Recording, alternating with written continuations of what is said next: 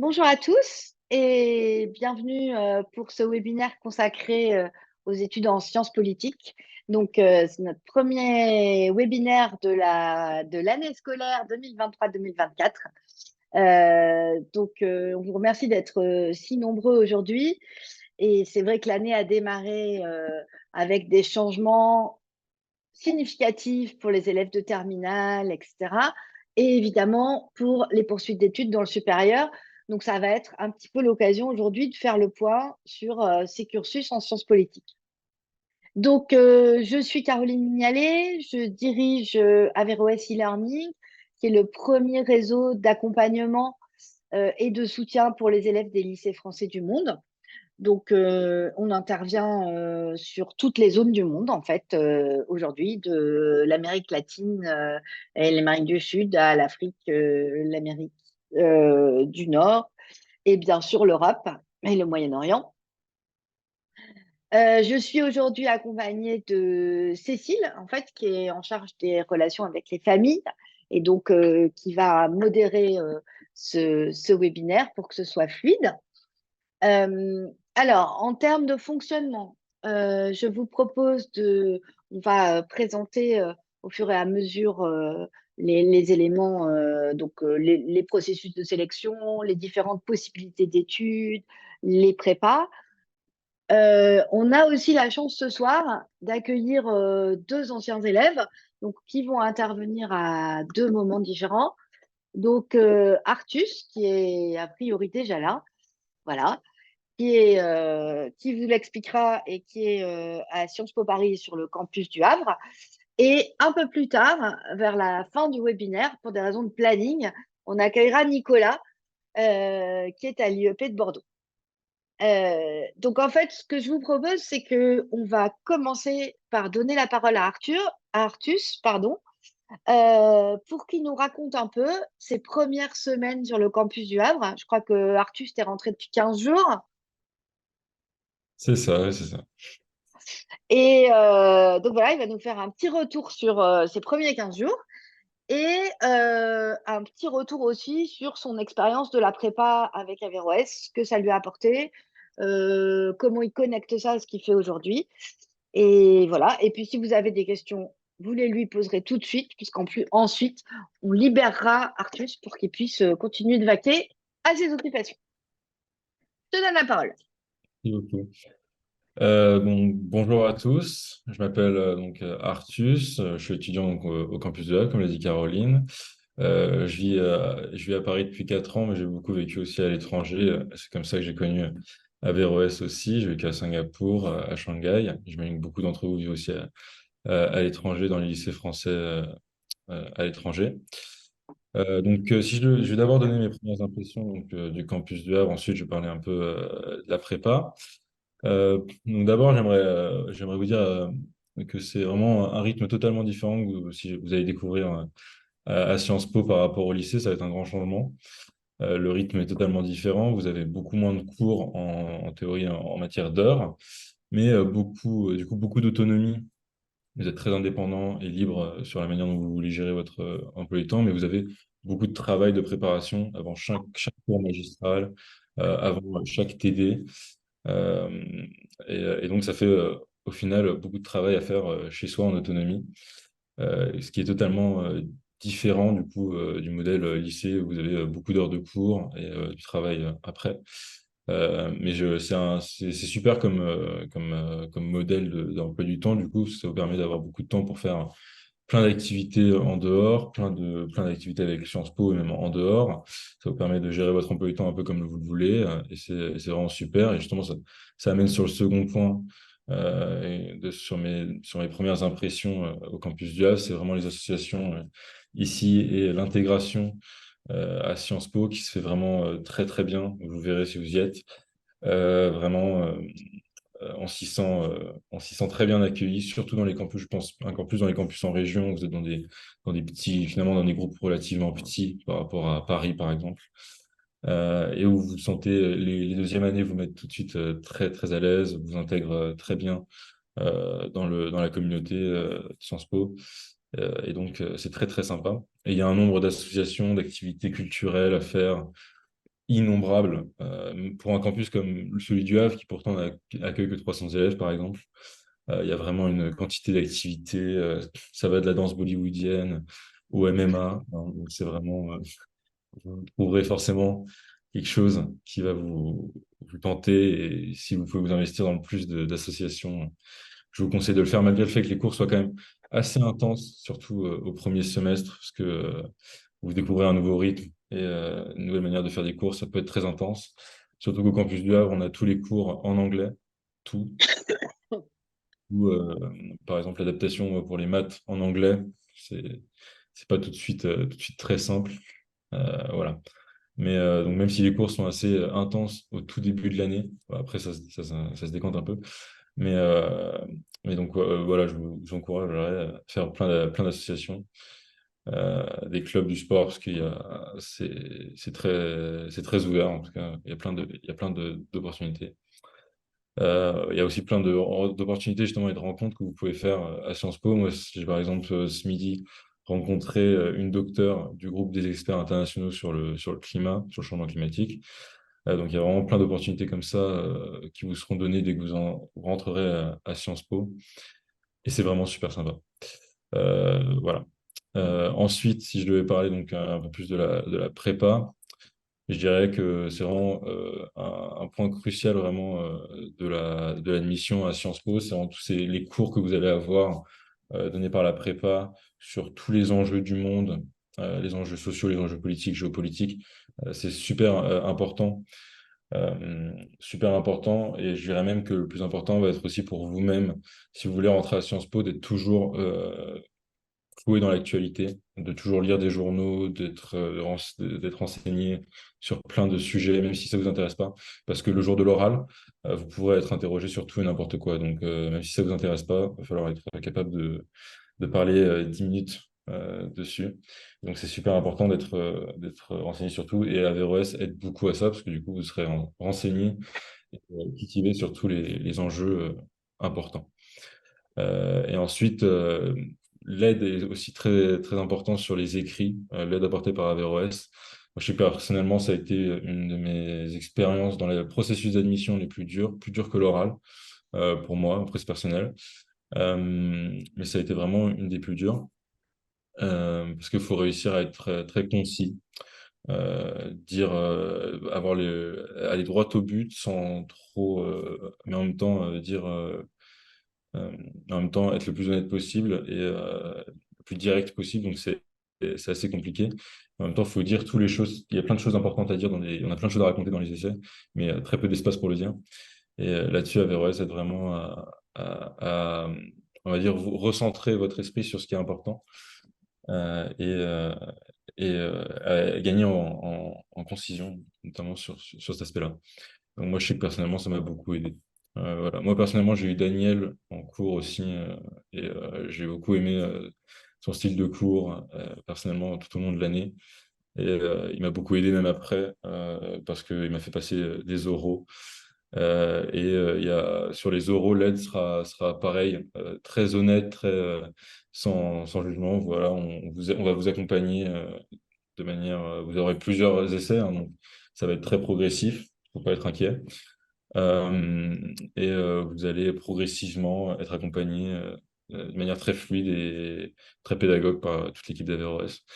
Euh, vous verrez la différence entre vos premiers oraux, où vous ne durez pas très longtemps, et vos derniers oraux, où on vous dira de vous arrêter parce que vous parlez trop.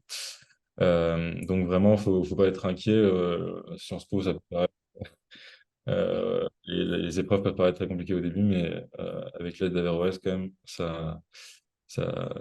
on y arrive déjà beaucoup plus. Donc voilà à peu près tout ce que j'avais à vous dire sur mes premières expériences, mes premiers ressentis de Sciences Po et mon expérience avec la prépa.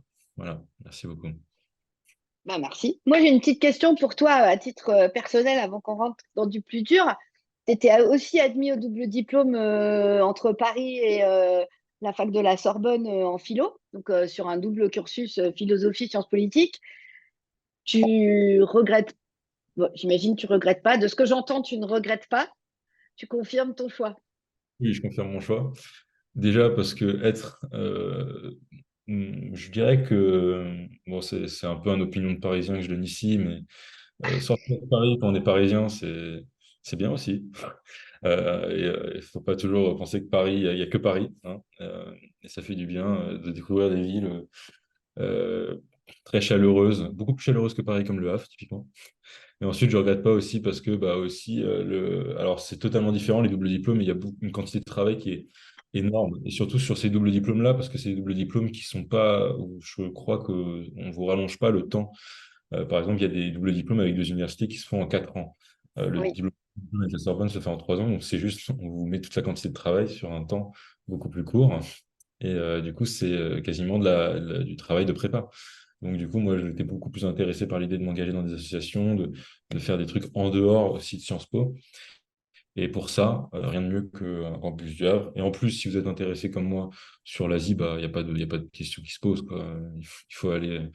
Et si vous êtes spécialisé dans une. Enfin, si vous préférez une zone géographique en particulier, mieux vaut aller dans cette zone géographique qu'à Paris. Voilà. Ok, parfait. Merci beaucoup. Est-ce que Cécile, tu as des questions pour Artus qui seraient remontées? Oui, il y a une petite question. Artus, est-ce que tu peux préciser quel genre de travail faut-il faire à la maison? Euh, À Sciences Po, tu veux dire, une fois qu'on y est? oui, pour se Oui, préparer à Ou Sciences pour se Po. préparer? oui, à Sciences Po. Hein. Et bah, en fait, c'est beaucoup de. Alors, c'est quasiment la même chose à chaque fois. C'est beaucoup de readings, donc de lectures que vous allez faire, de textes universitaires qui sont, comment dire, un peu indigestes parfois. Parce que c'est pas non plus super bien. C'est pas des romans comme on vous demande de lire au lycée. C'est très technique, hein, et comme dans des textes, par exemple, de loi constitutionnelle, typiquement, c'est en anglais en plus, c'est pas forcément très beau à lire et c'est parfois une vingtaine de pages à lire avant d'arriver en cours magistraux ou en TD. Donc c'est beaucoup de ça et c'est quasiment ça sur chaque matière en fait. Donc oui, le travail c'est majoritairement ça. Après, on vous demandera quelques présentations, une fois par semestre, une présentation, quelques plans détaillés à faire. Mais ça, c'est pas le plus, c'est pas ce qui prend le plus, enfin, ça prend du temps aussi, les présentations. Mais voilà. Une autre question aussi, pour toi, Artus, quelle spécialité et option tu avais pris en première et terminale? J'avais pris maths. Alors en première, j'avais pris donc maths, HGSP et HLP. J'avais retiré la HLP en terminale. Donc, j'avais maths HGSP. C'est un bon choix, mais après vous vous rendrez compte en arrivant à Sciences Po qu'il y a des gens qui viennent de partout, de tout. Il y en a qui ont fait maths SES, il y en a qui ont fait SES HGSP, il y en a qui ont fait LLCE, LLCE HGSP typiquement. Il y en a qui n'ont pas fait d'HGSP. Donc c'est important, mais ce qui est plus important, ce sera les notes que vous aurez dans ces matières et aussi votre CV, votre personnalité aussi, plutôt, Hum. que les matières en tant que telles. Ok. Pas d'autres questions pour Artus. Eh ben, écoute, Artus, merci beaucoup. Bah, profite bien, effectivement. Tu m'as ramené quelques mois en arrière sur des essais, effectivement, sur lesquels on a bien travaillé. C'est vrai. Bon, bah, profite bien et encore bravo à toi et merci beaucoup. Bah, bonne soirée à vous. Au revoir. Merci. Merci. Au revoir.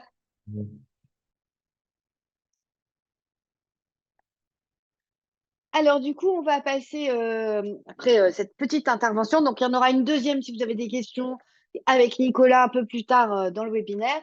On va quand même passer dans le dur et, hop, voir comment se déroule, euh, quelles sont les options en fait pour faire des études en Sciences Po. Alors, effectivement, on va s'intéresser principalement aux études en sciences politiques en France. Et on va voir les différentes voies possibles, les processus de sélection et la prépa plus en détail.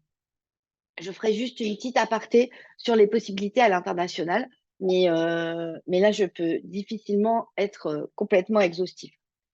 Donc, globalement, euh, pour faire des Sciences Po aujourd'hui, donc comme vous l'a dit Artus, déjà, il faut quand même se dire que ce sont des filières qui sont accessibles aux élèves de terminale, globalement. quelle que soit leur spécialité. On n'est pas sur des filières où on exige des maths, la GGSP, donc qui, pour ceux qui ne savent pas, veut dire histoire, géographie, géopolitique et sciences politiques. Voilà, on n'est pas sur des profils obligatoires, contrairement à des prépas plus classiques. Et ça, c'est vrai, quel que soit le format d'études choisi. Donc, on a bien évidemment Sciences Po Paris, dont fait partie Artus, même s'il est au Havre, avec ses 7 campus en région. Ce sont donc des campus qui sont spécialisés par zone géographique. Donc, lui, il est au Havre, donc, qui est un campus entièrement anglophone, pas du tout de filière francophone, et c'est un campus spécialisé sur l'Asie qui a la spécificité d'avoir environ 30% d'étudiants d'origine asiatique. On a ensuite le campus de Menton, sur lequel on a une voie francophone et anglophone, qui est spécialisée sur le Moyen-Orient et le Proche-Orient. On a, excusez-moi, le campus de Nancy, qui est spécialisé, où là, il y a où l'allemand est obligatoire, qui est spécialisé sur l'Union européenne et les relations franco-allemandes. Le campus de Dijon, qui s'intéresse à l'Europe centrale et orientale. Le campus de Poitiers, qui est centré sur le monde hispanique, donc Amérique du Sud et péninsule ibérique. Le campus de Reims, qui, en fait, à Reims, il y a 2 campus. Un campus consacré à l'Afrique et un campus consacré à l'Amérique du Nord. Et enfin, il reste un campus à Paris qui n'a pas de spécialisation géographique, qui va rassembler d'abord tous les étudiants qui sont en double diplôme avec les universités parisiennes, qui va avoir tendance à privilégier des étudiants parfois en provenance de l'étranger, mais voilà, qui a un campus complètement généraliste. Voilà pour Sciences Po Paris. Donc, ce qu'on appelle Sciences Po Paris par ce souci de simplification, je veux dire. On a ensuite ce que l'on appelle le réseau Sciences Po. Le réseau Sciences Po, c'est 7 IEP, donc Instituts d'études politiques, qui sont donc à Aix-en-Provence, Lille, Lyon, Rennes, Saint-Germain-en-Laye, Strasbourg et Toulouse. Et en fait, à Lyon, il y en a 2 d'ailleurs, il y a Lyon et Saint-Étienne, de mémoire. Et qui, eux, ont un cursus assez généraliste aussi, et qui recrutent sur le même concours. On a ensuite 3 instituts de sciences politiques indépendants. Je suis d'accord, hein, à ce stade, ça paraît très confus, mais voilà. Donc, on a Sciences Po Bordeaux, Sciences Po Grenoble et l'Institut d'études politiques de Fontainebleau qui dépend de l'Université de Paris-Est Créteil. Ces 3 instituts en sciences politiques recrutent de manière indépendante et sont autonomes. Et vous avez ensuite, bien évidemment, des licences, des doubles licences et tout un tas de doubles diplômes. Quand on parle de double diplôme, on y reviendra. Et pour ceux qui le souhaitent, on a écrit un article récemment sur notre blog consacré au double diplôme. Un double diplôme, c'est un diplôme de, je ne sais pas moi, par exemple, l'IEP de Toulouse et l'Université de Madrid, par exemple. Donc, ça veut dire que les étudiants sortent avec les 2 diplômes. C'est un double diplôme entre, on a cette année une élève qui le fait, entre Sciences Po Paris, campus de Nancy, et la Freie Universität de Berlin. Là aussi, l'élève sort avec les 2 diplômes, les 2 bachelors, les 2 licences en sciences politiques des 2 établissements. Des doubles diplômes, c'est aussi, comme Artus l'a évoqué, un double diplôme disciplinaire, c'est-à-dire on va faire des sciences politiques et de la philosophie à la Sorbonne. On va faire des sciences politiques et de la physique-chimie, ou des sciences politiques et des sciences du vivant. ou comme à Fontainebleau, des sciences politiques avec une dimension scientifique. On y reviendra ensuite sur les modalités de recrutement.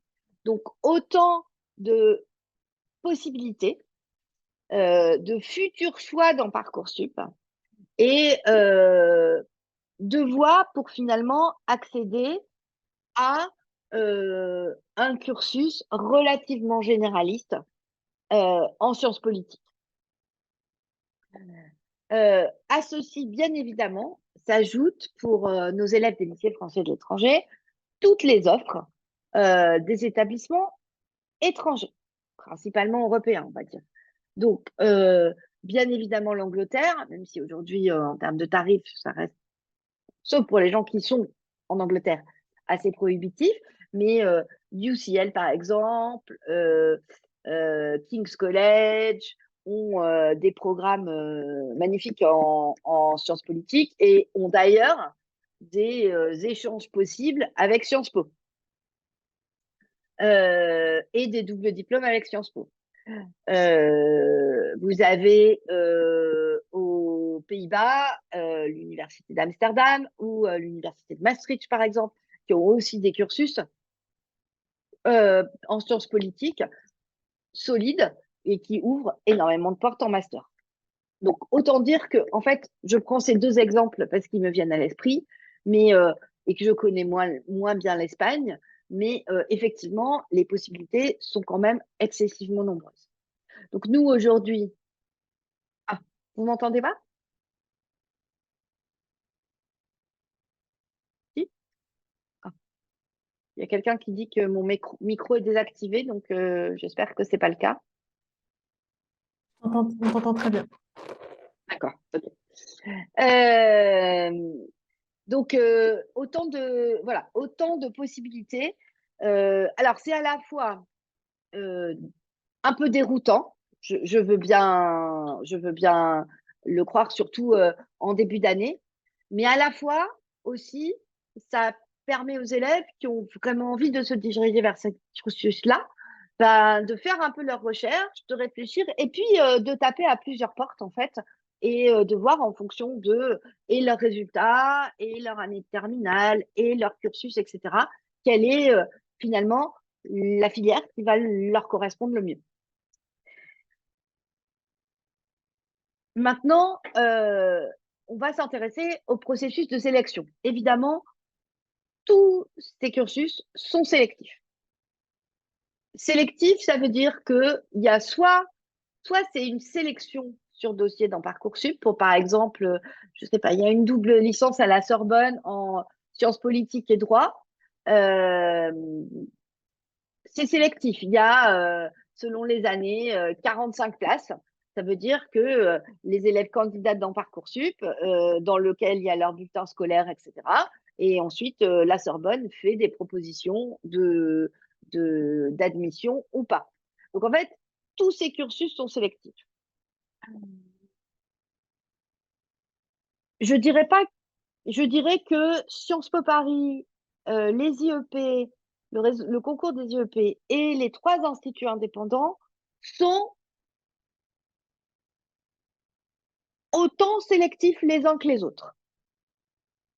Ce sont juste pas les mêmes modalités d'admission.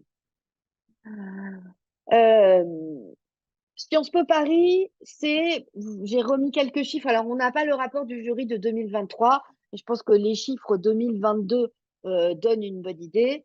C'était en 2022 pour la voie générale 8600 candidats pour 900 admis, ça fait à peu près du 10%. Il faut savoir que 75% des élèves, des admis, ont eu leur bac oui, avec mention très bien, voire les félicitations du jury. Donc, ce qui est recherché par Sciences Po Paris, donc il n'y a plus de concours écrit. L'admissibilité se fait sur la base de 3 critères, chacun valant 20 points. Premier critère, ce que Sciences Po appelle la trajectoire et la performance de l'élève depuis la seconde.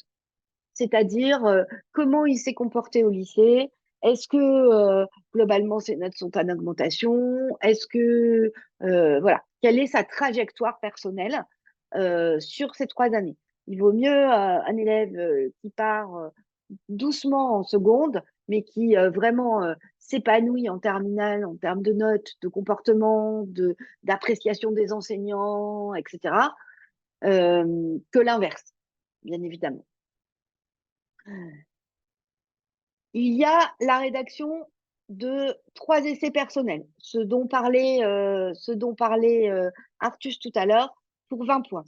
Sur ces écrits, il y en a 2 qui concernent la motivation et la connaissance des études en sciences politiques, c'est-à-dire l'intérêt pour des études en sciences politiques et l'intérêt pour Sciences Po en particulier.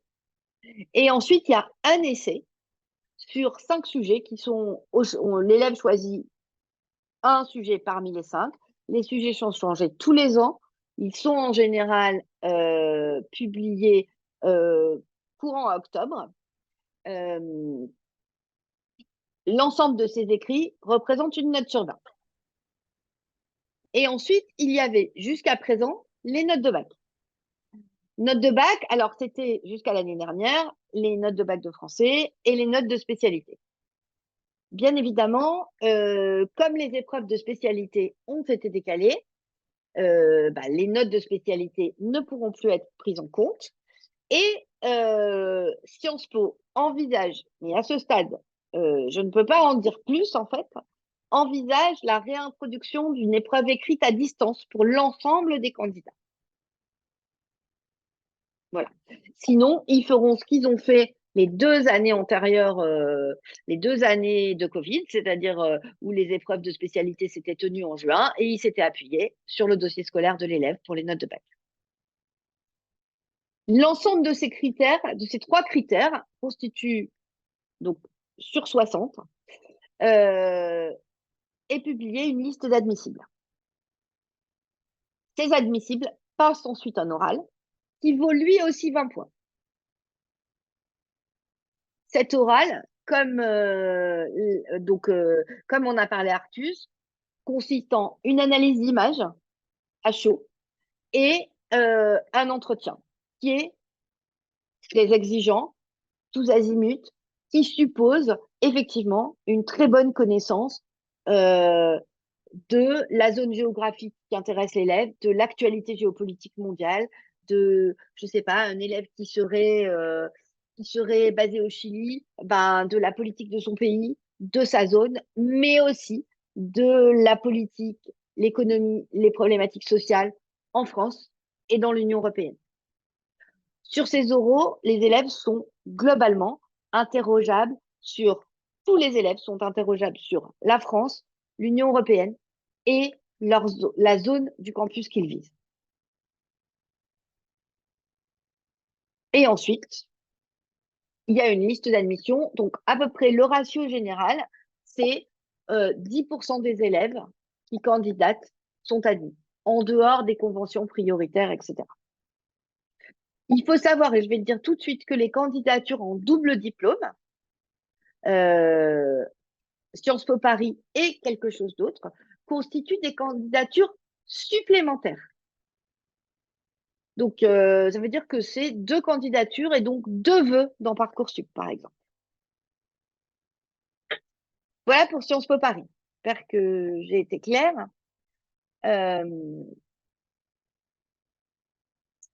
Pour les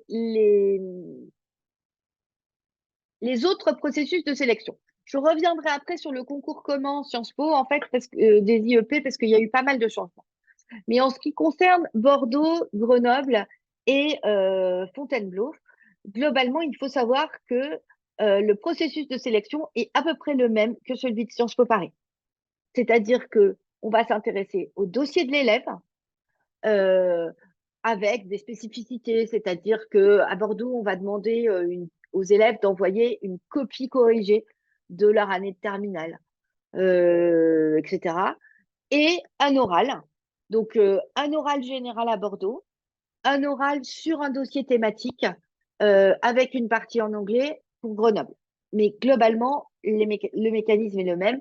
Pareil pour Fontainebleau. Petite spécificité en termes de candidature. On ne peut candidater à Sciences Po Paris que l'année de sa terminale. C'est le seul moment où on peut candidater.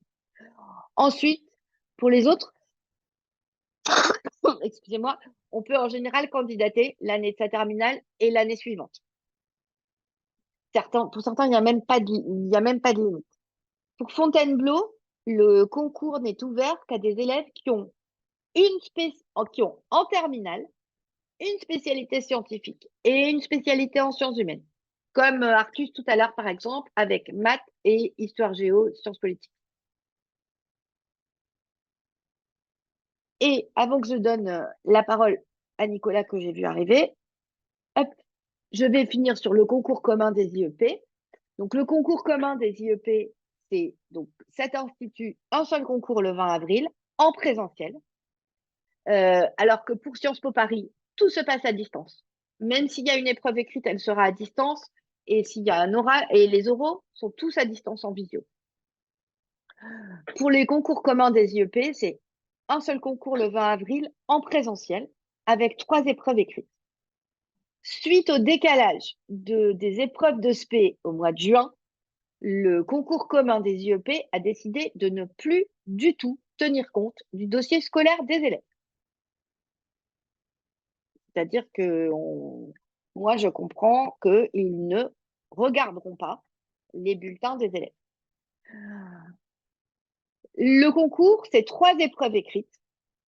Une dissertation de questions contemporaines qui dure 3 heures et qui est COEF 3, avec 2 thèmes par an. Donc cette année, le corps et l'alimentation. Un devoir de 2 heures en histoire, coefficient 3 aussi, qui relève plutôt de l'analyse de documents et qui est principalement sur le programme de tronc commun de l'année de terminale. Et une épreuve de langue vivante qui dure 1 heure et qui est COEF 2.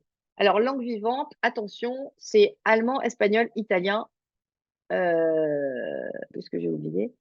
Allemand, espagnol, italien ou anglais, évidemment.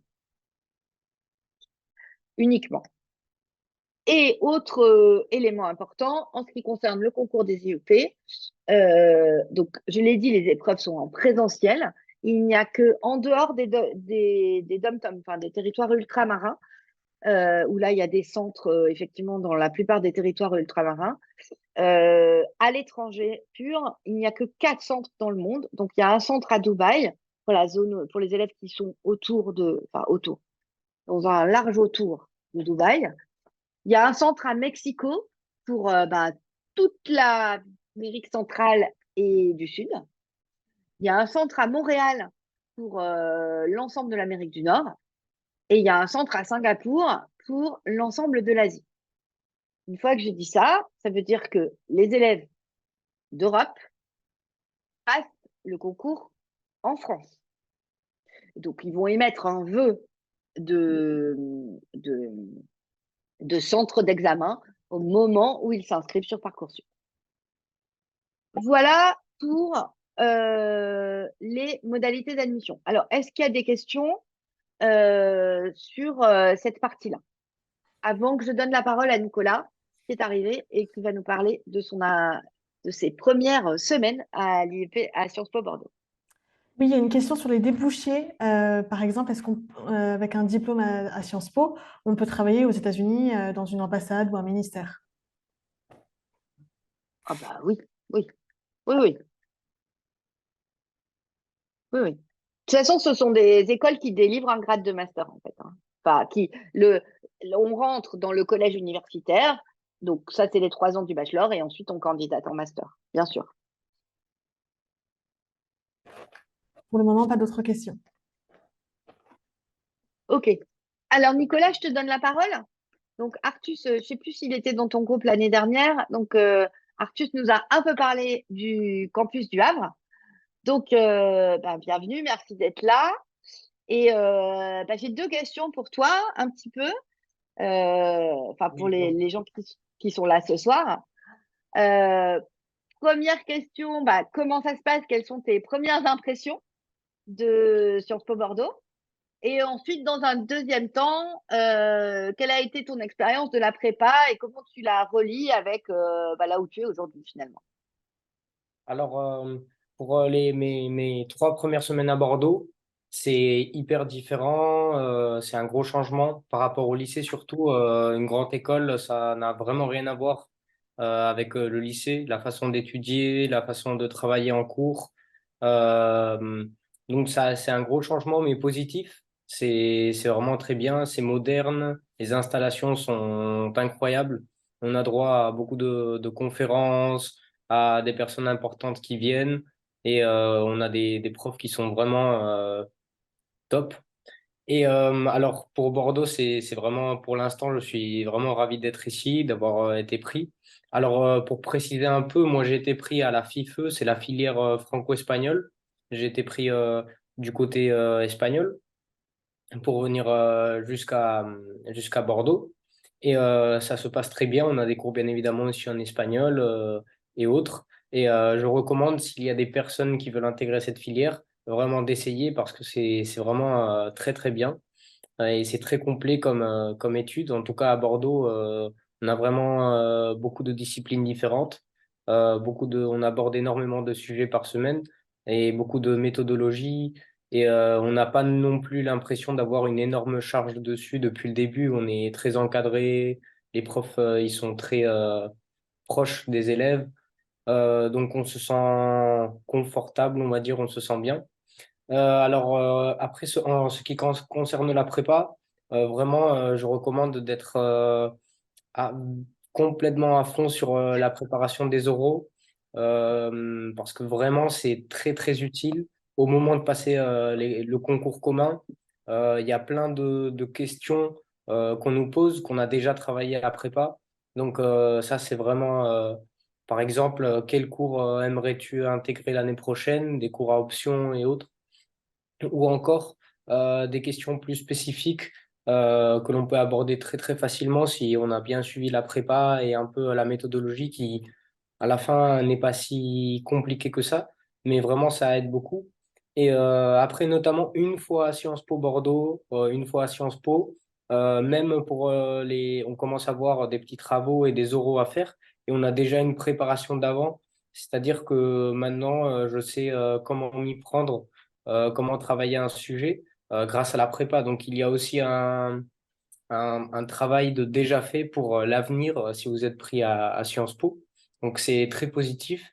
Et sinon, du côté d'information, le fait de réviser des images, de voir un peu l'actualité, ça te donne toujours beaucoup de connaissances. Alors, par exemple, moi, j'ai eu un sujet dans mon oral euh, dont on avait déjà travaillé un peu en avance. Donc, ça m'a permis d'avoir déjà des bases et de pouvoir un peu établir, après, de créer un peu un schéma mentalement de ce que je voulais faire. Et je m'attendais vraiment à ces questions-là. Il faut aussi dire qu'ils cherchent des profils très spécifiques, euh, pas dans le cas où un profil général où tout le monde de cette façon pour rentrer, ils prennent un peu de ce que j'ai pu voir, les personnes qui leur plaisent, ils tiennent pas trop en compte les notes, ils tiennent plus en compte les activités que fait la personne hors du contexte scolaire, ils tiennent aussi en compte l'envie de la personne, du candidat de rentrer. Et aussi, on m'a dit récemment dans une classe d'études de données, ils nous ont dit que c'est les premières années où ils regardent aussi l'empreinte digitale des élèves, des candidats. Ils regardent un peu ce qu'ils font sur les réseaux et autres. Et donc, c'est vraiment très perspicace comme sélection. Mais en tout cas, ils cherchent vraiment des profils variés, des profils de personnes qui font un peu, qui font du sport, qui aiment vivre en collectivité et surtout qui sont intéressés par des domaines spécifiques, qui ont un peu un petit projet d'avenir, qui ont une envie d'être en cours à Sciences Po. Après, ce n'est pas si compliqué. J'espère que vous allez tous rentrer. Je ne le doute pas. Avec la prépa, je pense que normalement, ça devrait être bon. Et pour les oraux, surtout de bien travailler les oraux à la prépa, ça m'a permis d'avoir une petite préparation en avance et de rentrer surtout. Ok. Est-ce qu'il y a des choses qui t'ont surpris depuis que t'es à Bordeaux? Bon, déjà, le changement de pays, Espagne-France, c'était un gros choc. Mais, Oui, en euh, fait, Nicolas était à Madrid. mais sinon, je m'attendais vraiment à arriver à un peu le monde universitaire, de me dire, je connais personne, il y a beaucoup de monde, voilà. Et finalement, en vrai, c'est une vie très communautaire. On fait des connaissances tout de suite. On connaît les élèves en troisième année, deuxième année très facilement, qui vont vous donner des conseils, qui vont vous aider. Ils vous mettent très, très à l'aise pour aller en cours. Les profs, sont très sympas. Ils viennent voir comment ça va, si c'est pas trop dur. Donc vraiment, je pense qu'il y a un peu une image de Sciences Po qui impacte un peu de je rentre dans une grande école, ça va être très compliqué. Et vraiment, on est très suivi. Il y a beaucoup de contenu, bien évidemment, beaucoup de cours. C'est très, très long. Des fois, on fait du 8 heures du matin jusqu'à 19 heures avec quelques pauses et c'est un peu. Mais on se sent pas mal. Vraiment, on se sent très, très encadré, très suivi. Donc, c'est vraiment très bien. Ok. C'est vrai que, et je le précise, en fait, la spécificité de Bordeaux, de Sciences Po Bordeaux, c'est d'avoir énormément de double filières, en fait. Donc, de double filière franco-espagnole, franco-portugaise, franco-italienne, franco-allemande, enfin, etc. Je ne vais pas pouvoir toutes les nommer, mais c'est vraiment leur spécificité. Et, un peu comme Sciences Po Toulouse, en fait, pour la filière franco-espagnole, par exemple, il y a deux voies d'accès. Il y a une voie d'accès via l'université espagnole et une voie d'accès via Parcoursup, en fait, et le système de recrutement en France. Tu as fait les deux, je crois. Oui, j'ai fait les deux recrutements. Et en Espagne, vu qu'on était beaucoup moins d'élèves, une fois qu'on s'est un peu connus, parce que c'était des profs qu'on a actuellement qui nous ont fait passer l'épreuve euh, pour rentrer. Et là, bon, ils rigolent un peu, ils nous disent qu'ils nous avaient fait peur. Bon, donc, en vrai, les épreuves il faut vraiment avoir confiance, y aller. C'est vraiment des candidats, c'est pas des personnes qui ont fini leurs 5 ans d'études politiques. Donc, ils attendent pas que l'élève, le candidat, ait des connaissances complètes de tout. Ils cherchent vraiment que le candidat aime bien, ait bien envie de faire son année ou tout le cursus à Sciences Po. Et ils aiment beaucoup, surtout quand on parle des associations, de vouloir intégrer une association une fois sur les campus ou de vouloir faire un sport dans une équipe propre de chaque IEP. Ils aiment beaucoup, beaucoup les sports.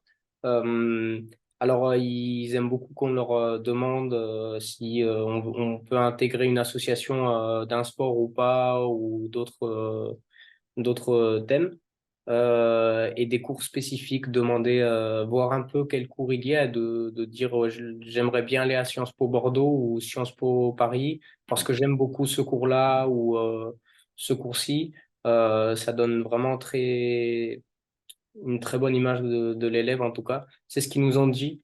Donc, Oui, tu as raison. C'est vrai. Cécile, est-ce que tu as des questions pour Nicolas? Comme ça, après, on le libère après sa longue journée.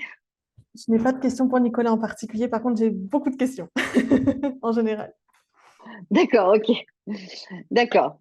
Bon, bah écoute, merci beaucoup, Nicolas, qui était effectivement, si je me souviens bien, au lycée français de Madrid. oui, Euh, oui, hein. oui, Ouais. Et bah, bonne continuation à toi. Profite bien de ton année. Et merci beaucoup d'avoir été là ce soir, en tout cas. oui, merci et bonne chance à tous. Merci. Au revoir. Au revoir.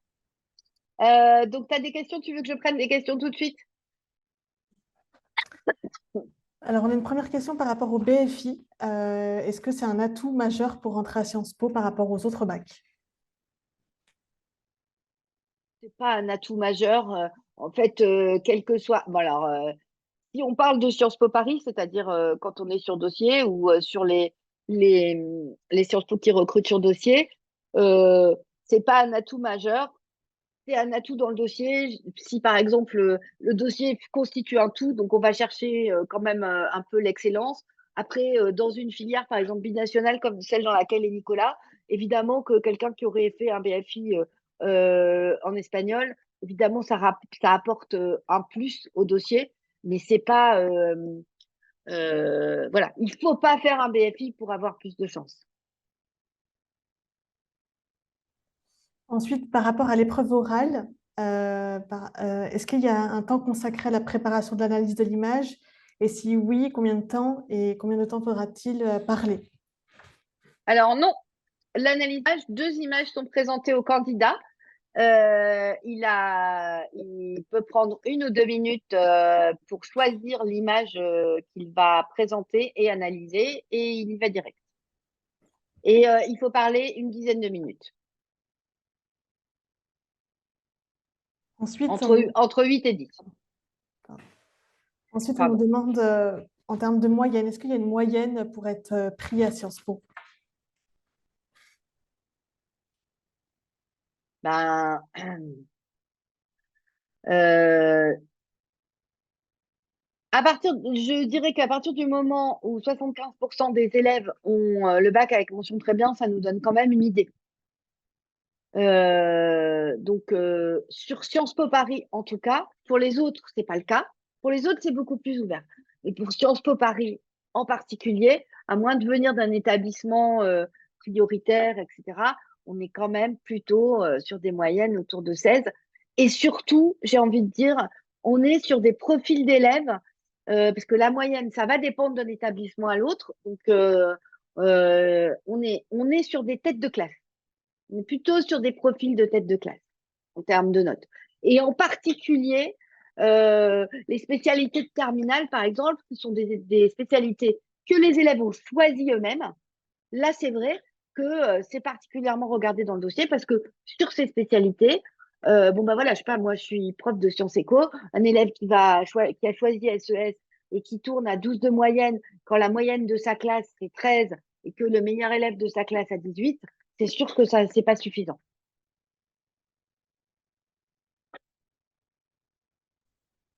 Ensuite, on nous demande des probabilités par rapport à l'entrée à Sciences Po post-bac. Quelle est la probabilité de rentrer à Sciences Bah, Po? pour Sciences Po Paris, les stats officielles, c'est donc 10%. 10% des candidats qui rentrent. Pour les IEP, c'est à peu près pareil. C'est à peu près 10 000 candidats euh, pour 1100 places. Donc, c'est aussi à peu près 10%.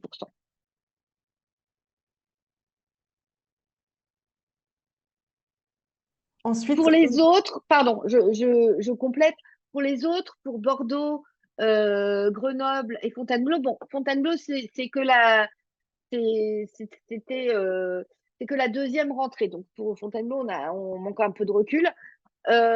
Pour Bordeaux et Grenoble, en fait, les derniers rapports de jury étaient un peu anciens, donc j'ai plus les chiffres en tête. Mais on est de toute façon sur à peu près des choses équivalentes. Maintenant, quand par exemple on regarde les élèves qui candidatent à des doubles diplômes, c'est un peu plus, on est plutôt autour de 11-12%.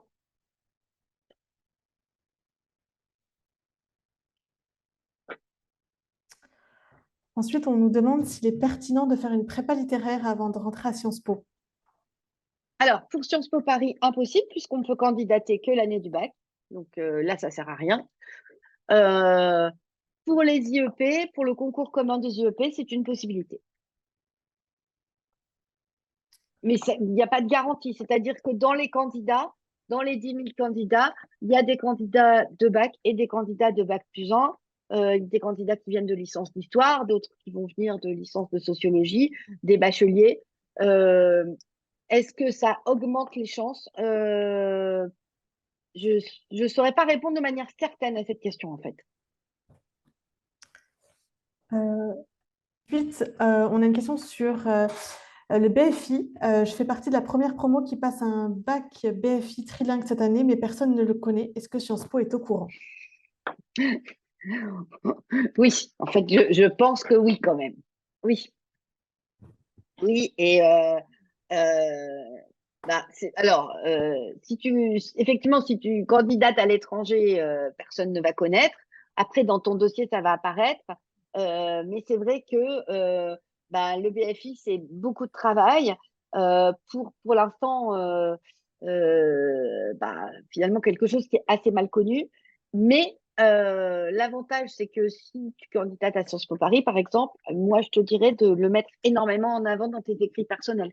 Parce qu'en fait, il y a des moments où il faut dire les choses pour que les gens les sachent. Ensuite, on a une question sur les stages, les opportunités de travail en entreprise pour les étudiants de Sciences Po. Est-ce que tu peux en dire comment ça se passe?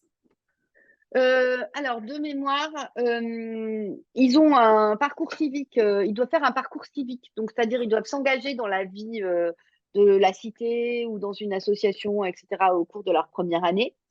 Et ils n'ont pas de stage obligatoire en première année, mais en revanche, ils ont des conventions de stage, c'est-à-dire que ceux qui cherchent à faire des stages peuvent faire des stages. On a nos anciens élèves qui ont souvent fait des stages en fin de première, deuxième année, alors dans des entreprises privées ou dans des administrations, hein, une ambassade, un consulat, voilà.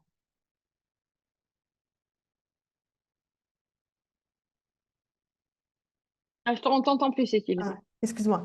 Ensuite, on nous pose la question, est-ce qu'on peut faire une licence, par exemple, à Sciences Po en France et après un master aux États-Unis? Alors, on peut toujours le tenter avec les difficultés de rentrer en master aux États-Unis. Oui. Après, on peut par exemple faire un double diplôme, comme on fait un certain nombre de nos anciens élèves entre Sciences Po. On peut tenter un double diplôme Sciences Po Paris, l'université de Columbia, Columbia University à New York, ou Berkeley, ou l'université de British Columbia à Vancouver, par exemple. Alors, je lève une alerte quand même ici pour tous ces doubles diplômes, en particulier avec les universités d'Amérique du Nord. Les délais sont pas du tout les mêmes que ceux de Parcoursup, et ce sont des dossiers de candidature qui sont à boucler entre décembre et janvier. Donc, ça va venir très vite en fait pour les élèves de terminale.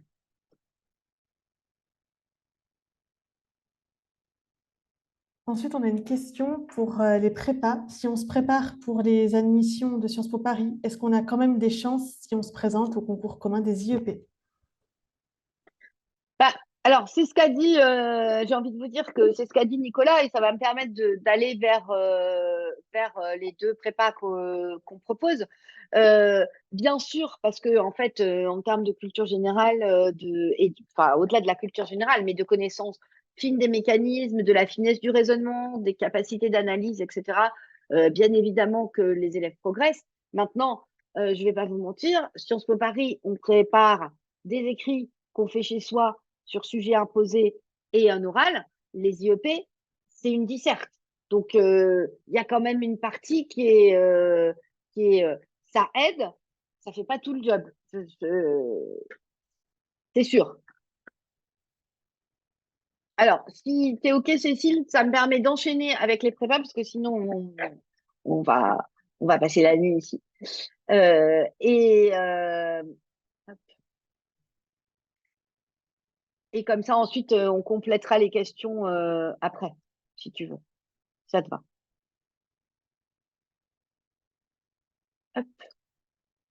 Alors, en fait, globalement, on a deux modules en fait de préparation qui peuvent être compatibles. On peut imaginer un élève qui a vraiment envie et qui fait les deux, même si c'est beaucoup de boulot.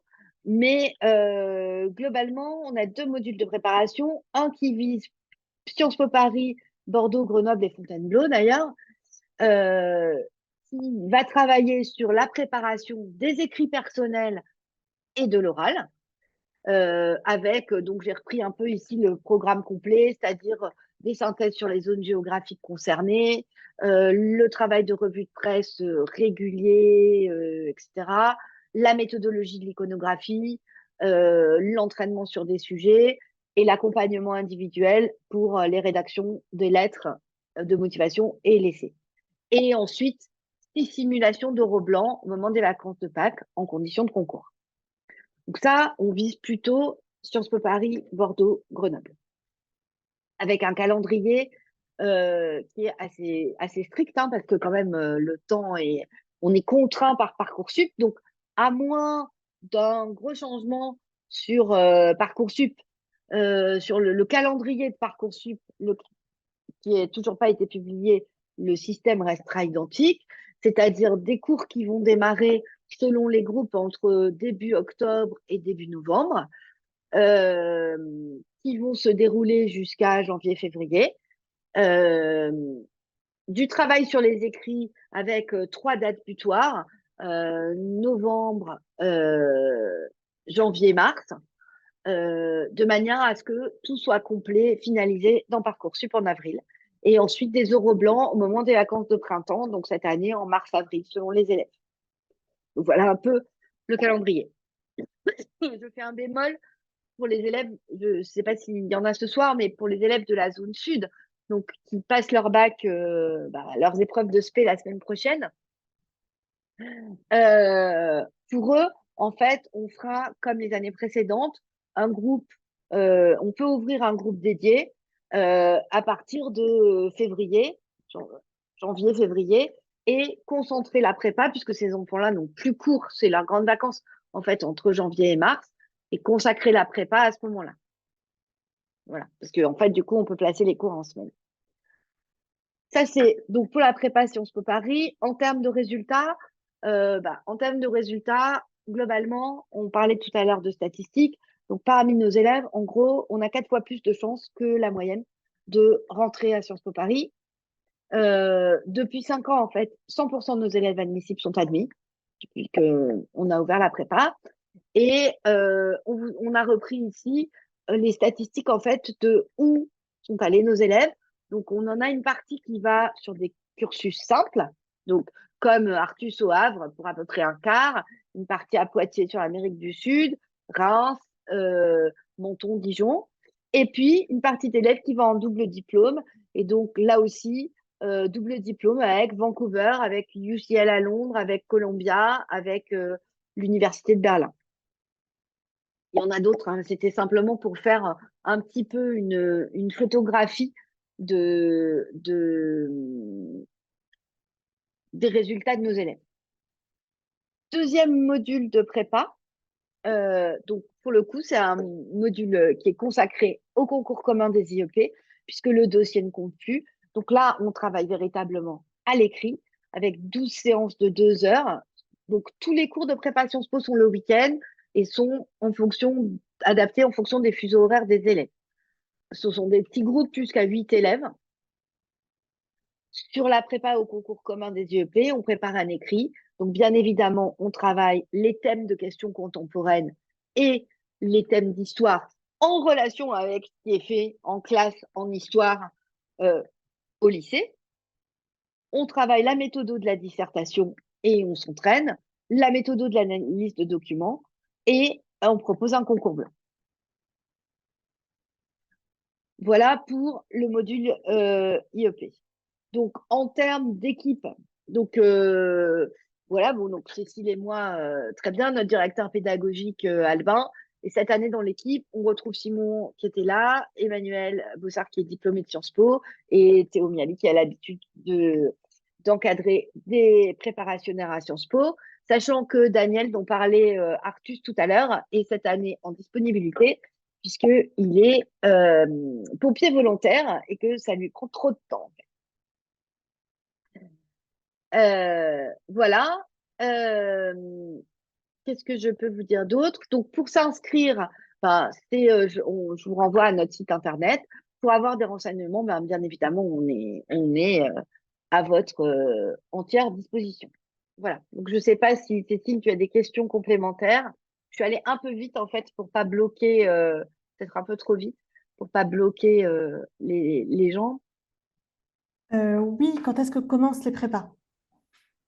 Alors, le premier groupe est déjà complet et commence le week-end du 2 octobre, 3 octobre, enfin, le premier week-end d'octobre. Et ensuite, les groupes s'échelonnent entre début octobre et au plus tard mi-novembre, parce que sinon, on n'a pas le temps de boucler, en fait, de couvrir le programme, en fait. Alors, c'est dense, hein, c'est-à-dire que ça demande quand même aux élèves un investissement. Alors, pas tellement beaucoup de travail, mais en fait, préparer Sciences Po, euh, c'est un vrai projet pour l'élève qui est en terminale. C'est-à-dire que c'est un peu le fil rouge de son année de terminale. C'est comment il suit l'actualité, c'est comment il se tient informé, c'est comment il apprend à penser, à avoir un esprit critique, une autre manière de voir les choses. Donc, c'est vraiment ce travail qui se fait tout au long de l'année. Euh, donc, euh, donc voilà. Donc, il faut quand même le temps que le projet mature, de même que le travail sur, par exemple, les écrits personnels pour Sciences Po Paris. Il faut le temps de, de bien s'être plongé dans les programmes que propose Sciences Po Paris, d'avoir choisi en conscience le campus sur lequel on veut aller, etc.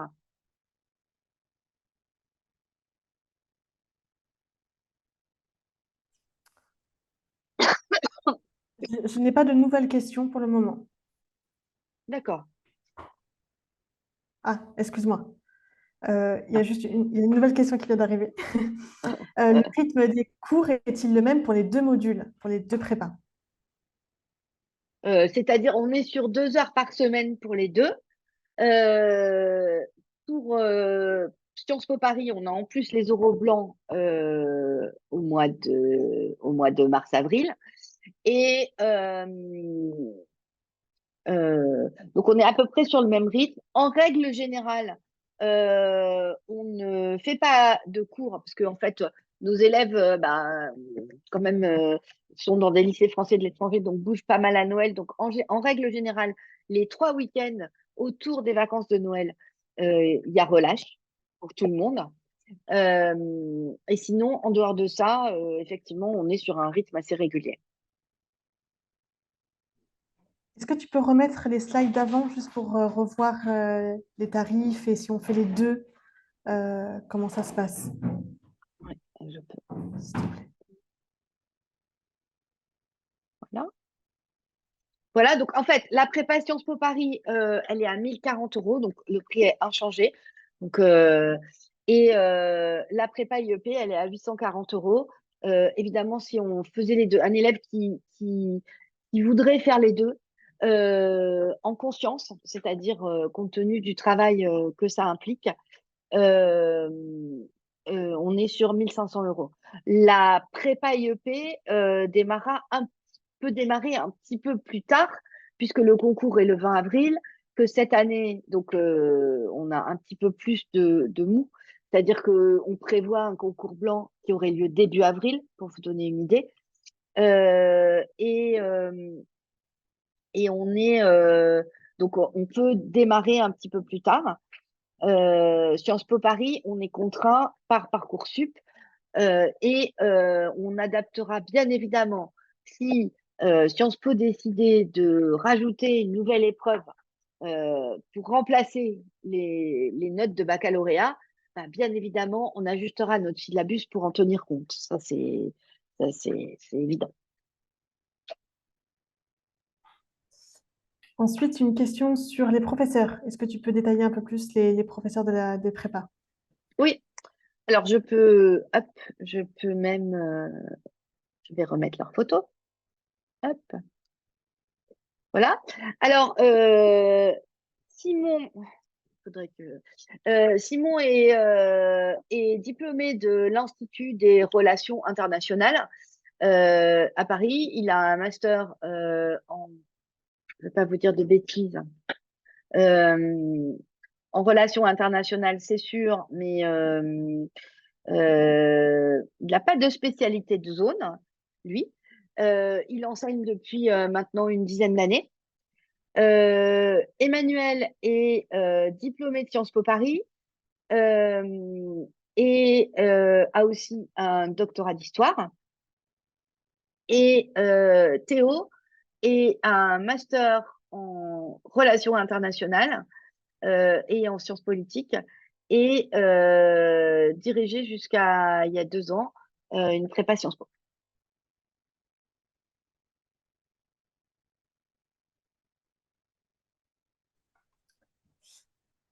Ensuite, on a une... Après j'ai envie de dire leur CV, parce que là, j'avoue, j'ai été prise de court sur cette question. Euh, Pourtant, je les connais tous. Leurs CV, en fait, les détails de leur CV sont sur le site, si vraiment vous voulez les chercher, leur diplôme exact. Voilà. Mais en fait, c'est tous des spécialistes. Et par exemple, ils ont des spécialités, certains ont des spécialités de zone. Par exemple, Théo est excessivement très spécialisé sur la politique et sociale, économique française. Emmanuel est un spécialiste des conflits armés. Donc, cette année, avec tout ce qui se passe sur les conflits africains, etc., c'est lui qui va prendre en charge ces modules-là. Donc, en fait, et Simon est plutôt spécialisé sur le Moyen-Orient. Donc, en fait, ils ont ces multiples casquettes qui font que chacun est responsable d'un groupe dans notre organisation, mais ils peuvent aussi se croiser sur certaines séances consacrées à certaines thématiques spécifiques.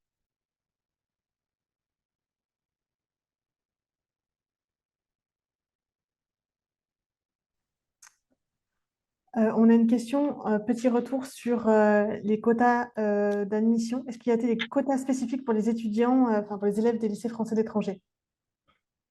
Non, plus du tout. Plus du tout. En fait, ils sont traités comme des élèves de lycée français.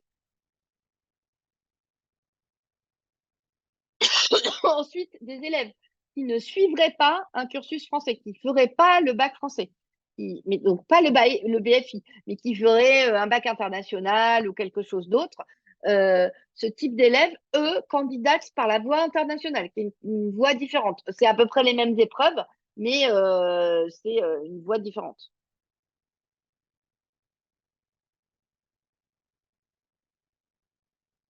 Et c'est tout pour le moment, c'est tout. Voilà. Bon, alors de toute façon, on est bien évidemment à votre entière disposition pour répondre à vos questions, etc. euh, par la suite. Donc, vous pouvez nous contacter. Peut-être je vais remettre nos contacts, peut-être. Hop, ils doivent être normalement, ah bah, qui n'y sont pas cette fois-ci. Donc, vous pouvez nous contacter sur le site, bien évidemment via le site d'Averroès, ou bien, je vais noter, hop, un numéro de téléphone, comme ça, tout le monde l'aura, ou on vous enverra, en fait, à l'issue du webinaire, on vous renverra la présentation et éventuellement le lien pour accéder au replay si vous voulez revoir avec quelqu'un d'autre, votre enfant ou l'élève avec ses parents, etc. Et à ce moment-là, on fera figurer l'ensemble de nos coordonnées. Euh, il faut savoir que en fait, on peut ouvrir, donc on a effectivement un groupe complet, qui est déjà complet. On peut ouvrir un certain nombre de groupes et ensuite on est bien évidemment limité par le temps disponible les samedis et les dimanches. Et les enfants et nous. Donc voilà. Euh, bon, je crois que c'est à peu près tout pour aujourd'hui. Donc bah, je vous remercie beaucoup pour votre temps, votre participation, vos nombreuses questions. Euh, et, euh, et je vous dis bah, à très bientôt.